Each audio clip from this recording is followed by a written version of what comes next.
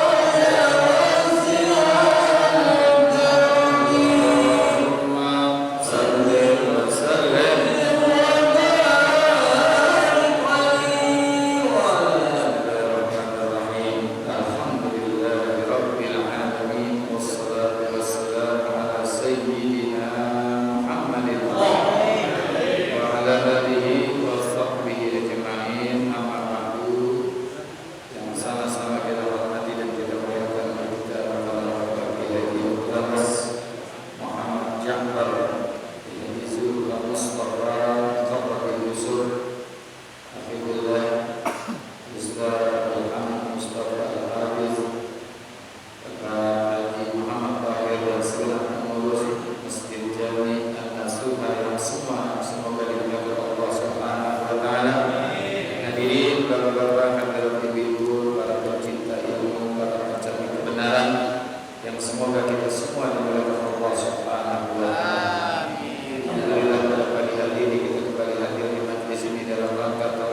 ilmi. Harapan dan doa kita semoga hadirnya kita mendapatkan ilmu yang manfaat, ridho dan inayat serta afiat dalam ibadah. Allah berikan kita selamat dari alam dunia sampai alam akhirat. Wa qala alaihi salatu wassalamu iyadatul maridi awwala yawmin faridatun wa ma ba'daha sunnatun. Dan telah bersabda Nabi sallallahu alaihi wasallam, menjenguk orang sakit pada permulaan hari faridatun, merupakan kefarduan. Wa ma ba'daha sunnatun, dan setelah daripada itu menjenguk orang sakit hukumnya sunnah. Di awal-awal orang lagi sakit itu faridah. Tapi faridah di sini, wajib di sini bukan maksudnya fardu atau sunnah dalam kaitan syariat, ya kan? Kalau di dalam syariat kan fardu itu dilaksanakan dapat pahala, ditinggalkan memperoleh dosa. Sunnah, ya kan? Bila dilakukan mendapatkan pahala, ditinggalin nggak apa-apa. Itu menurut syariat. Ya. Tapi fardu yang dimaksud di sini kita lakukan dapat pahala, nggak lakukan ya nggak dapat apa-apa gitu doang. Ya. Jadi fardunya bukan bihas bisyar'i, bukan hitungan syariat. Kan ada fardu, ada rukun, ada wajib, itu beda-beda sebetulnya. Kalau fardu itu kaitannya biasanya dalam masalah wudu, furudul wudu'i. Jadi kalau wudu itu bukan arkanul wudu, tapi furudul wudu.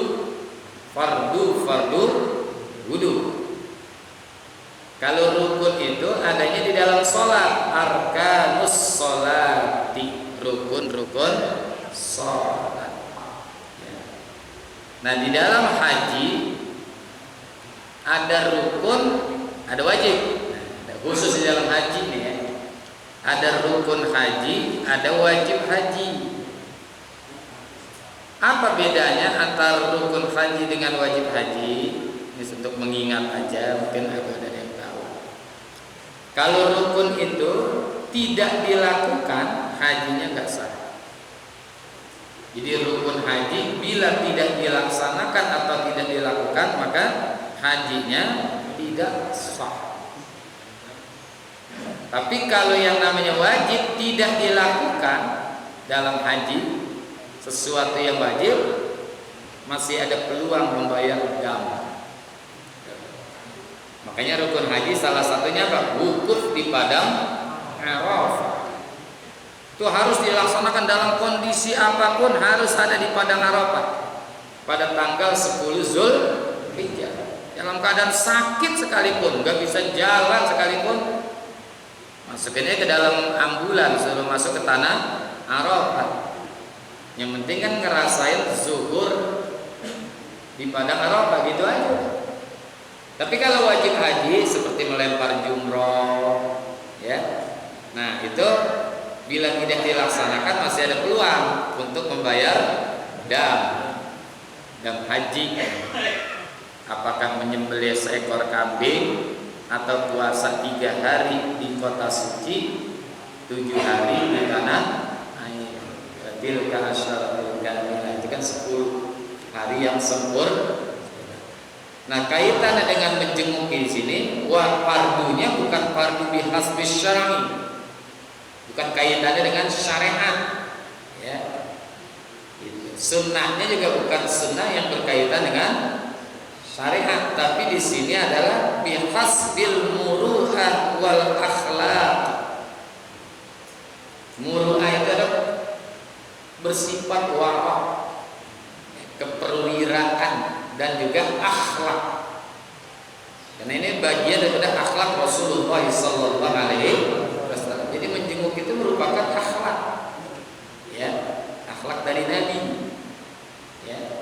Meskipun masuk juga sunnah, masuk juga sunnah Nabi, tapi lebih mendasarnya adalah kaitannya dengan akhlak. Ada juga ucapan Al-Imam Abdullah bin Abbas, sepupu daripada Nabi kita Muhammad sallallahu alaihi wasallam. Beliau mengatakan iyadatul maridi marratan sunnatun famazdadat fanafilatun. Ya. Menjenguk orang sakit satu kali hukumnya sunnah. Hukumnya satu kali sunnah. Jadi sekali itu udah mendapatkan pahala sunnah. Famazdadat, maka yang lebih daripada sekali fanafilatun, maka itu hukumnya nafilah. Ada sunnah, ada nafilah sebagai tambahan. Tambahan apa? Zahidatun bis sunnah, tambahan dalam pahala sunnah. Jadi ada sunnah, ada nafilah. Kalau sunnah itu ya yang kita dapatkan pahalanya. Kalau nafilah tambahan pahala. Wa minal laili fatahajjat bihi nafilatan laka asa ayyab'atsaka rabbuka maqaman mahmuda. Ya. Jadi boleh tuh sekali, 2 kali, 3 kali boleh. Namun yang mendapatkan sunnah adalah satu kali. Satu kali. Yang selainnya itu menambahkan pahala sunnah. Bukan jadi sunnah tapi sebagai nafilah saja. Nafilah sebagai penambah pahala sunnah. Karena pahalanya kan besar menjenguk orang yang besar. Jadi kalau bisa jenguk orang sakit, ketika kita dengar si fulan sakit nih, itu awalul yaum, ya, hari pertama, hari permulaan ketika seseorang itu sakit. Meskipun nanti ada lagi tuh jenguk orang sakit itu mestinya setelah 3 hari. Setelah 3 hari itu menjadi wajib. Nanti akan kita bahas ketemu lagi, ya. Tapi yang pasti bahwa kesunahan itu menjadi dasarnya, ya. Kesunahan menjenguk orang sakit itu menjadi dasar dan juga termasuk daripada akhlak Nabi kita Muhammad sallallahu alaihi wasallam. Nah, nanti kalau kita sudah menjenguk orang sakit ada nilai-nilai yang banyak. Yang pertama silaturahim. Ya, silaturahim. Karena menjenguk orang sakit itu kan afdolnya orang soleh. Ya, afdolnya itu orang soleh yang kita jenguk. Itu ada nilai silaturahim. Sudah silaturahim dijalin, ketika dia sakit terus terjalin. Nih seperti ini nih kan, ini kan silaturahim mingguan ini. Ya. Ada berapa masjid? 23 masjid ya ukhuwah ya. 25. Itu kan ukhuwah ya. Persaudaraan, silaturahim mingguan. Kita nih pahala udah dapat nih, silaturahim aja. Belum lagi duduk ngajinya, tadi udah dibahas oleh Ustaz Amin, ya. Silaturahim. Nah ini silaturahimnya udah gede. Dan kita silaturahim bukan hanya kepada satu orang, tapi berapa orang ya? Ada nggak? 300 orang. Satu kata, satu orang kita silaturahim nilainya 10 kali 300. Hitung sendiri kan? Nah, lah. Iya, betul nggak? Ini silaturahim itu, apalagi yang kita silaturahimkan adalah orang soleh, nambah lagi, masya Allah, ya. Dan kita silaturahim lagi dengan guru-guru kita dari belakang, lebih hebat lagi, ya. Makanya ini alhamdulillah kita pagi-pagi sudah ada di rumah Allah, bertemu dengan orang soleh. Karena banyak orang yang dini hari baru keluar dari rumah setan. Ya kan? Banyak gak? Banyak di Mangga 2, ya kan? Di Sawah Besar baru keluar dari rumah. Kita ini menghimpun pahala-pahala yang luar biasa. Ditambah lagi ketika kita dengar saudara kita yang biasa ngaji, oh si fulan sakit, si fulanan sakit, kita jenguk, masya Allah, gedean lagi pahalanya. Ya kan? Karena di situ mengandung doa, mengandung penyembuh. Karena orang kalau lagi sakit kita jenguk, itu bagian daripada obat. Kenapa? Karena kita datang pasti dia akan merasa tenang. Ya, ada ketenangan. Coba kalau kita Misalkan saya dah, kata kita dah sakit. Kayak zaman sekarang kan lagi zaman COVID-19. Coba kalau sakit boleh ditemenin nggak sekarang? Tambah stres. Kalau orang sakit jangan ditengokin, patah lehernya. Iya, lagi ditengok, lagi sakit ditengokin, patah lehernya. Kalau yang kejenguk. Jenguk. Nah itu kalau nggak ditemenin, stres nggak? Stres ya Allah, pada kemana sih? Tidak. Makanya kalau dijenguk kan itu bagian daripada obat. Sekian persen bisa jadi obat. Dia bisa jadi obat, ada ngobrol, ya kan? Ada bercengkrama, ngobrol segala macam, menjadi enak. Penyakit jadi agak sembuh sedikit. Ada obat juga. Makanya tenang itu kan membawa kesembuhan juga kata ulama. Ya, di antaranya Al-Imam Ibnu Sina. Ya, Imam Ibnu Sina itu tenang itu menjadi obat. Wa itminanu nisbud dawa. Ketenangan itu adalah separuh daripada obat. Sementara kalau kita risau, apalagi selain risau, panik, al-wahmu nisbud dawa. Panik itu setengah daripada penyakit, nambah penyakit. Makanya santai aja. Saya ada salah satu jamaah di Kampung Walang kemarin saya sampaikan. Sebab dia menunggu hasil swab jadi stres. Kalau dia panik nanti hasil gimana? Waktu telepon belum lama dia ngomongnya agak kayak orang ada kena stroke gitu, agak nggak jelas. Saya tanya kenapa sebabnya itu orang? Dia nungguin hasil swab. Ya Allah, nungguin hasil swab, stres, ya. Gitu. Mungkin santai ya, santai. Jangan terlalu risau, jangan terlalu panik, udah relax aja. Nah kita jenguk orang tuh bisa jadi obat. Dan kemarin kan saya sudah sampaikan tuh adab-adabnya, ya kan? Kasih makanan yang dia mau, asal jangan membahayakan. Bilangin ini penyakit, pasti akan ada mengandung pahala. Doa orang yang sakit mustajab, bilang sabar, itu kan bagian daripada obat juga. Karena ada yang diajak ngomong, ya. Karena ada yang diajak ngomong. Ya coba kalau orang sakit gak ada yang ngomong, stres, dia ngomong sendiri, gila. Benar nggak? Nah kayak saya juga nih, kalau saya ngomong, ya bapak kagak ada di depan, saya ngomong aja. Stres nggak? Stres juga, kagak ada yang dengerin. Orang udah kagak ada. Makanya itu lihat, kita mestinya lakukanlah silaturahim. Bukan hanya di saat orang dalam keadaan sehat, tapi juga dalam keadaan sakit kita silaturahmi. Ya, ini jadi menjenguk orang sakit. Wa qala an-nabiy sallallahu alaihi wasallam, ya di sini ada. La tajibu iyadatul maridi illa ba'da salasati ayyamin. Rasulullah sallallahu alaihi wasallam bersabda, tidaklah menjadi wajib menjenguk orang yang sakit kecuali setelah 3 hari. Nah kalau 3 hari itu wajib. Kalau awal-awal hari dia sakit itu sunnah. Tapi kalau sudah 3 hari dia sakit, itu hukumnya wajib tuh kita jenguk.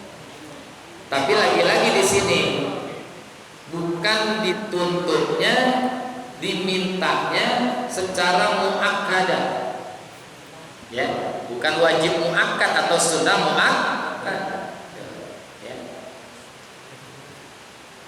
Jadi bukan wajib muakkad atau sunnah muakkad. Nanti setelahnya baru terjadi muakkad, ya. Kalau pertamanya namanya sunnah, setelahnya namanya sunnah muakkadah. Jadi setelah 3 hari jadi sunnah muakkadah. Sama juga dalam hukum memberikan wasiat.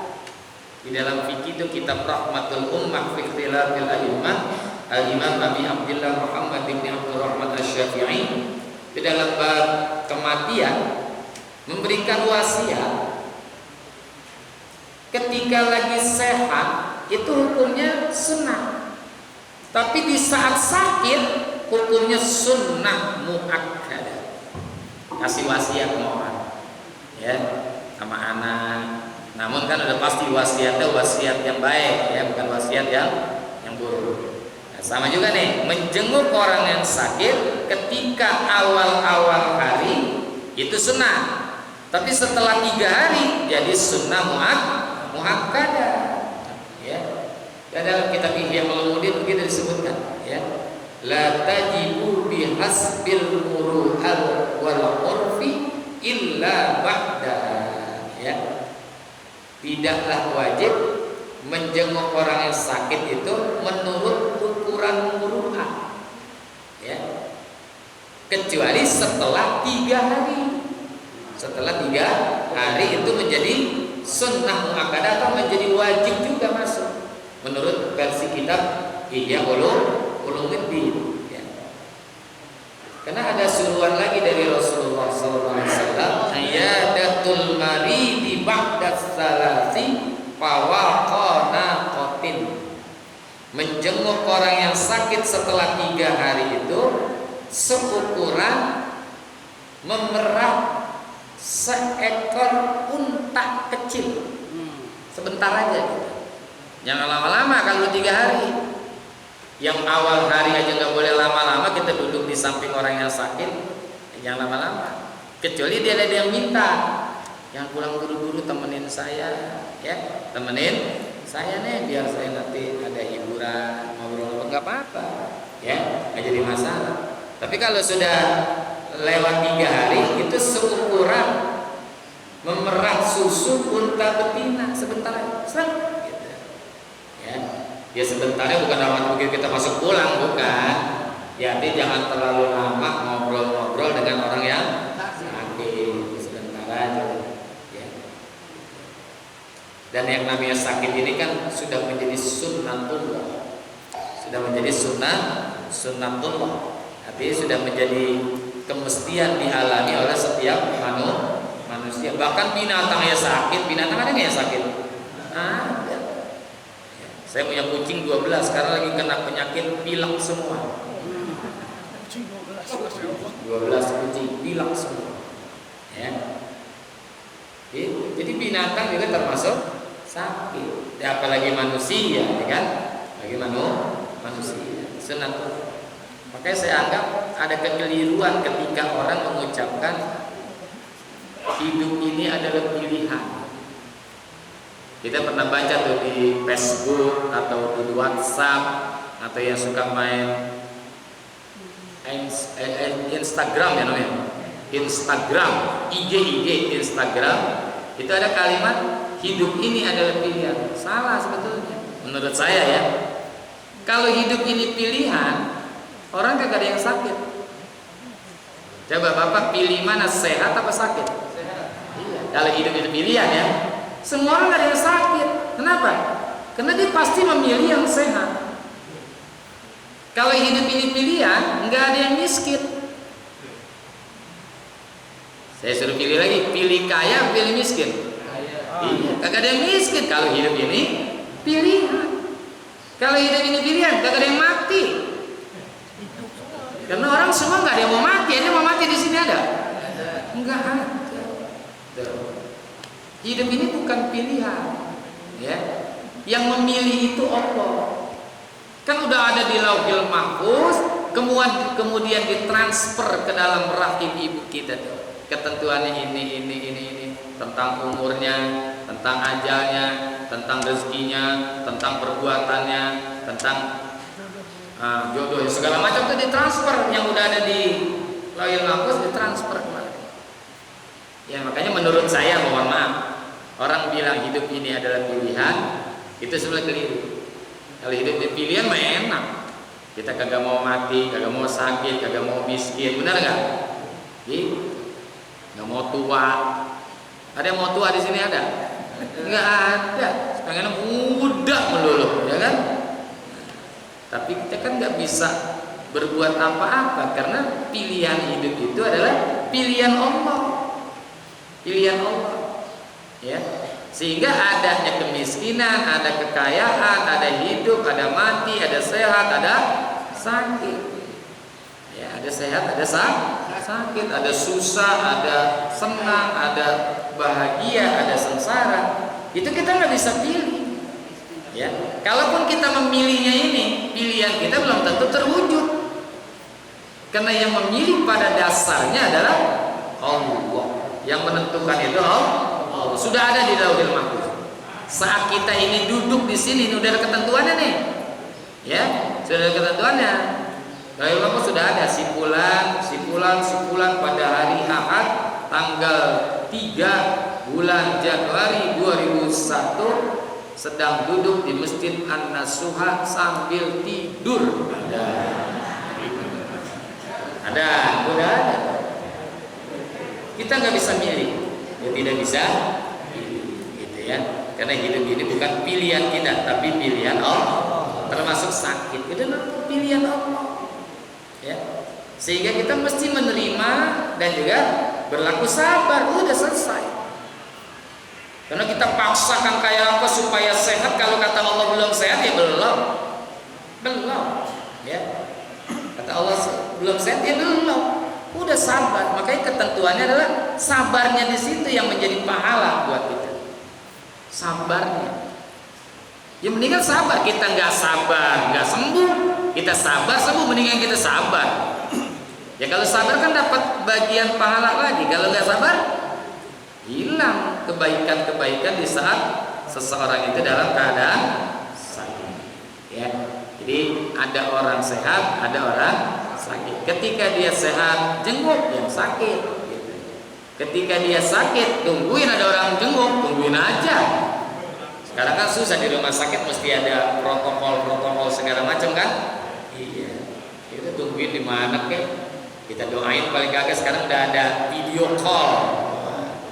Video call. Nah, itu juga bagian daripada jenguk juga. Ya, bagian pada jenguk.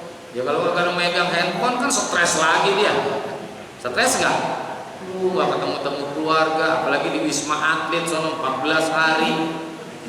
Pulang-pulang gemuk. Pulang-pulang gemuk karena cuma makan, minum, olahraga, ibadah udah begitu doang. Ya ada kawan saya begitu. Enak lebih gitu ya, enak tinggal di sana di Wisma Atlet apa?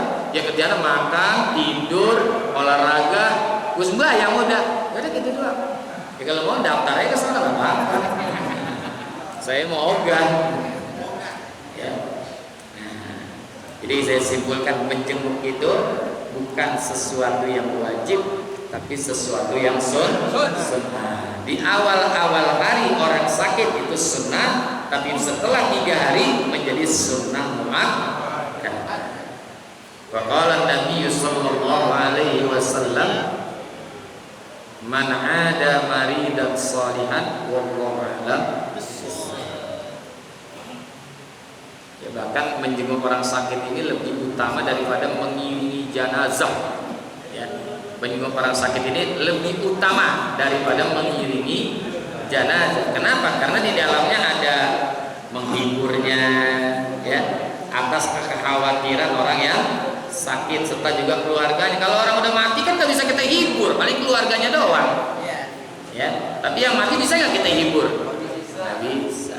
Jadi lebih utama daripada mengiringi jenazah. Ya, terima kasih dan mohon maaf. Hadanallahu wa iyyakum ajma'in. Wassalamualaikum warahmatullahi wabarakatuh.